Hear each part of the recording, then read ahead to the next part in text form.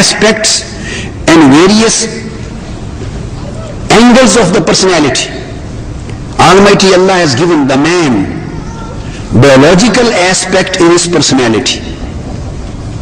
Allah has given the man social aspect in his personality. Cultural aspect has been ingrained in human personality. A spiritual aspect has been ingrained in human personality.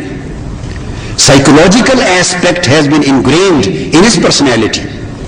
Psychical aspect has been ingrained in his personality. Transcendental aspect has been ingrained in his personality. An intellectual, philosophical aspect has been ingrained in his personality. Every human personality consists of at least 6 faculties, you may say 6 aspects, you may say 6 angles.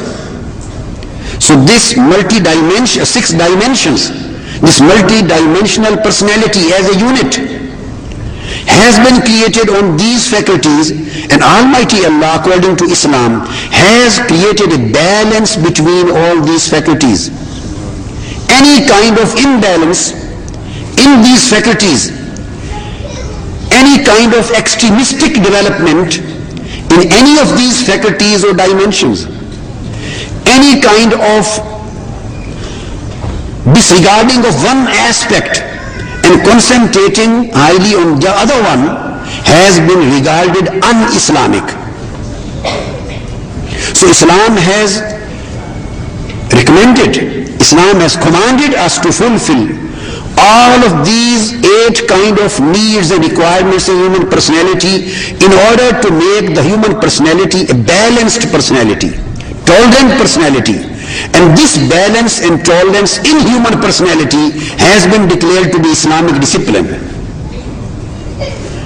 Islam does not allow anyone, because the human personality has its own phases, his conscious mind. There should be a balance in his conscious mind and his unconscious mind. There should be a balance in his intention and his perception and his emotion. If you just develop the aspect of emotion and neglect the aspect of intention, the personality would become weaker. If you just concentrate on perception and neglect the sentimental and emotional aspect of human personality, again this would become an un-Islamic, unbalanced personality. Islam doesn't allow us to just become the worshippers, neglecting the worldly needs of our life. Allah doesn't allow us just to be fulfilling the rights of Almighty Allah and neglecting the rights of wife, children, neighbors and whole society. Allah has commanded us 3 kinds of rights: the rights of Allah and His Prophet, the rights of nafs, our own life, and the rights of the people, the whole society. So Allah wants for a good Islamic life that there should be a balance between all kinds of rights. That's why the advancement, extremistic advancement in spiritual life has been declared to be rahbaniyah, and it is prohibited in Islam. So you can't become just spiritual, neglecting the worldly needs. In the same way, you can't become just secular, neglecting the spiritual needs.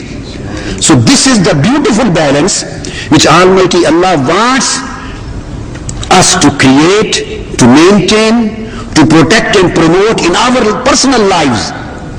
Why? So that we may enjoy a peaceful atmosphere in our personality.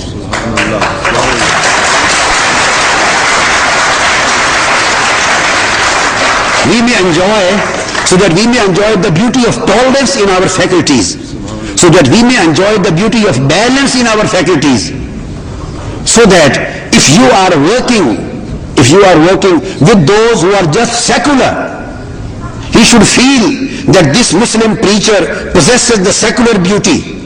If you are working with the spiritualists, they should feel this Muslim scholar is a spiritual man.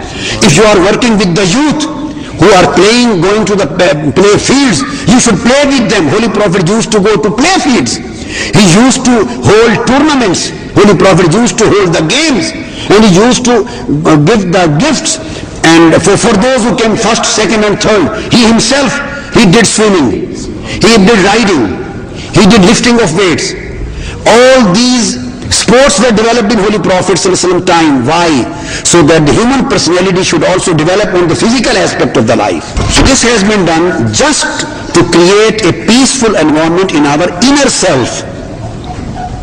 A lady, Sahabiya, came to Holy Prophet ﷺ. She had got married. And Holy Prophet asked, how did you find your husband? She said, Alhamdulillah, he is a very pious man. And he worships and he stands for his prayer. The whole night he prays Almighty Allah. And the whole day he keeps fasts.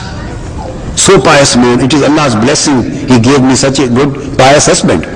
Holy Prophet called his husband and he said that I don't recommend and I don't approve your practice. There is right of your wife along with the right of Allah on you. There is right of your nafs and life on you too. So you are supposed to create a balance between all kind of rights. So what I want to derive from that? I want to derive from the whole discussion that Islam nullifies and rejects any kind of extremistic tendency in human life. So Islam is against extremism. This is the you can say crux of the whole discussion. Islam is against any kind of extremism, any kind of fanaticism. Terrorism comes up from extremism. Extremism leads to fanaticism. Fanaticism, extreme, leads to terrorism.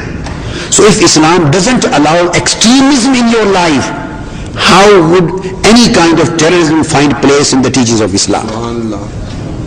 So those who are blaming Islam with terrorism, or who are trying to bracket Islam and Muslim Ummah with terrorism, they should try to find the roots of terrorism within their own society and their own philosophy and their own dual policies all over the world.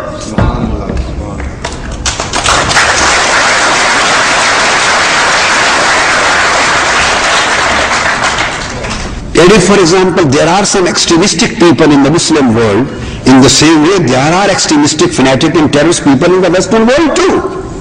So extremism and terrorism has no link with any religion, with any culture, in any society. Extremism and terrorism can be Eastern, it can be Western, it can be in the Muslim world, it can be in the Christian world, it can be Jewish world. This terrorism can be at state level, this terrorism can be at group level. So this is a phenomena. It is a social phenomena. It is a psychological phenomena. It is psychical phenomena. It is cultural phenomena. It is economic phenomena. You have to trace what are the roots and causes which are supporting the tendency of terrorism all over the world. So you have to go for the roots. It has no link with any religion. That's why we renounce terrorism absolutely. Now, the same balance and beauty of balance and beauty of tolerance and beauty of peaceful togetherness has been given to the celestial order of this universe. Now, that was peace within ourselves. Now peace outside in the universe. Next step. So Allah, Almighty Allah has created the whole universe on the same formula. Stated, ثُمَّ اسْتَوَى إلى السماء وهي دخان فقال لها وللأرض ائتيا طوعا وكرها قالتا أتينا طائعين. Hamim as-Sajda. Almighty Allah, then He made His authority towards the heavens. He directed His authority towards the heaven. Said it was in a gaseous state.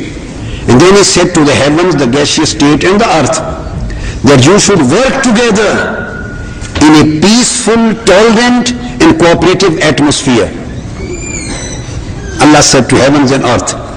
And the Quran says that both of them reply, yes, we would work together in a peaceful, tolerant and cooperative atmosphere. So there is no conflict between the heavens and earth and celestial bodies and celestial order. The whole earth, the whole world, universe is going peacefully. So the basic thing which Almighty Allah has explained here, that He gave a peaceful working relationship to